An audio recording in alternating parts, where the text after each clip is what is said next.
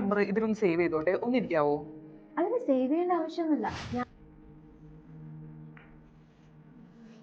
ഞാൻ നേരത്തെ വാട്സപ്പിൽ ഒരു കോൺടാക്ട് അയച്ചാൽ അതിലേക്ക് നേരത്തെ പറഞ്ഞ പ്രൊഡക്റ്റ് ഡീറ്റെയിൽസ് ഒന്ന് അയക്കാം.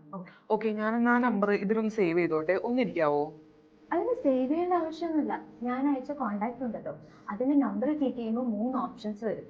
ആഡ് ടു കോൺടാക്ട്, കോള്, പിന്നെ ചാറ്റ്. അതിൽ ചാറ്റ് സെലക്ട് ചെയ്യുകയാണെങ്കിൽ നേരെ ചാറ്റ് സെക്ഷനിലേക്ക് പോകും. സോ ചാറ്റ് ഇനീഷ്യേറ്റ് ചെയ്യാം. ഓക്കെ വെറുതെ സമയം കളയേണ്ട ആവശ്യമില്ലല്ലോ, ഒരു 1 ടൈം യൂസിന് വേണ്ടിയിട്ട്.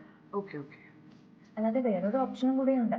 ബ്രൗസർ ത്രൂ ആണ് ഓപ്പൺ ചെയ്യുന്നതെങ്കിൽ അഡ്രസ് ബാറിൽ wa.me/ ഏത് നമ്പറിലേക്കാണോ ചാറ്റ് ചെയ്യുന്നത് ആ നമ്പറും കൂടെ കൊടുക്കുക. എന്നിട്ട് എൻ്റർ ക്ലിക്ക് ചെയ്ത് കഴിഞ്ഞാൽ നേരെ ചാറ്റ് സെക്ഷനിലേക്ക് പോകും.